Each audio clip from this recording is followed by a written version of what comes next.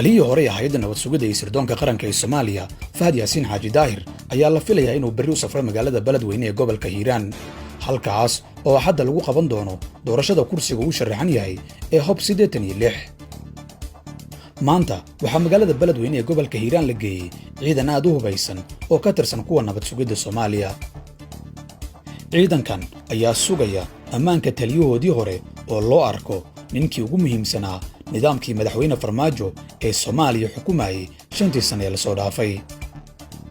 Horay dawladdu waxay halkaas u geysay ciidan ilaa 400 ku dhow oo ka tirsan booliiska Haramcad iyo militariga Gorgor si ay Cali Guudlaaw uga caawiyaan tagistiisa magaalada Beledweyne. Laakiin Fahad aamin badan kuma qabo ciidan aan nabad sugid ahayn sida ay saaxiibadii sheegaan.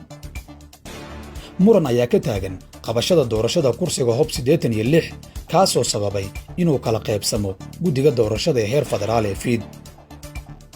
Fahad waxaa ku dhagan ra'iisul wasaare Maxamed Xuseen Rooble. dhowrkii maalmood ee la soo dhaafay waxaa garoonka aadan cadde ee magaalada Muqdisho loo diiday inay ka baxaan xubno rabay inay u tartamaan kuraas golaha shacabka ah. Cabdiweli Muudey iyo Cali Yare Cali ayaa loo diiday inay u safraan Koonfur Galbeed iyo Galmudug.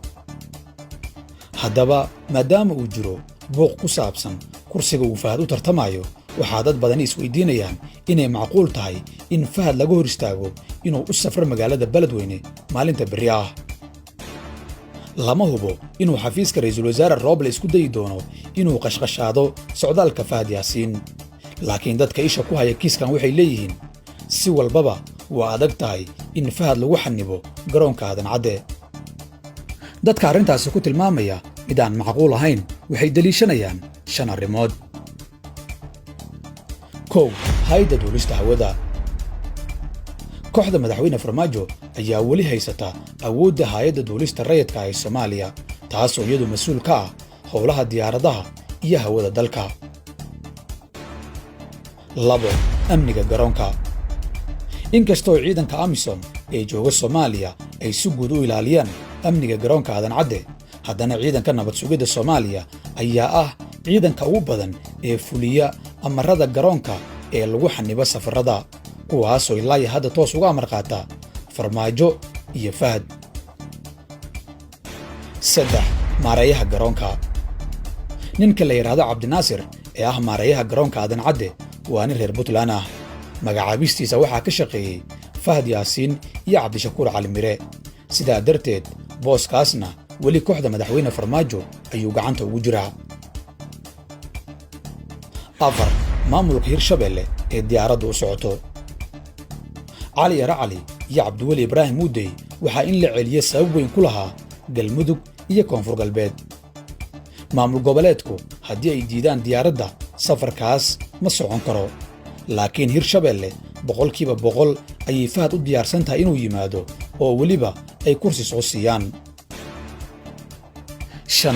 wasiirka duulista hawada. Duraan Faarax, wasiirka duulista hawada Soomaaliya waxaa lagu tilmaamaa inuu u janjeero dhanka madaxweyne Farmaajo, waana sababtii uu Siciidani kursiga ugu soo diiday.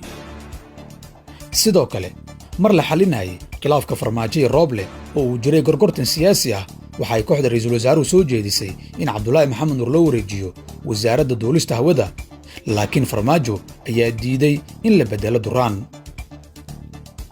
marka la isku geeyo dad badan waxay leeyihiin waa adag tahay in Fahad laga baajiyo magaalada Beledweyne. hal mid ayay samayn karaan kooxda ra'iisul wasaare Rooble taasoo inay dhacdo ay dowladnimada Soomaaliya wax weyn u dhimi karto, waana tallaabo militari oo toos loola aado Fahad. dhammaan waxyaabahan Fahad Yaasiin u fududaynaya inuu aado magaalada Beledweyne waa waxyaabo uu ra'iisul wasaare Rooble dayacay oo uusan shaqo badan ka qaban wax isbeddelana ku samaynin intii uu socday dagaalka isaga iyo madaxweyne Farmaajo. dadka taageersan Fahad Yaasiin ee ku doodaya inuu safarkani bari qabsoomi doono waxay kaloo xiganayaan ciidankii maanta laga raray garoonka aadan cadde ee loo daabulay magaalada Beledweyne oo la waayay cid joojisa. Fahad Yaasiin ayaa quudaraynaya inuu ka mid noqdo guddoonka golaha shacabka ee baarlamaanka 11aad markii uu soo qaato kursiga Hob 86 maalinta Axadda ah. maxay kula taadiga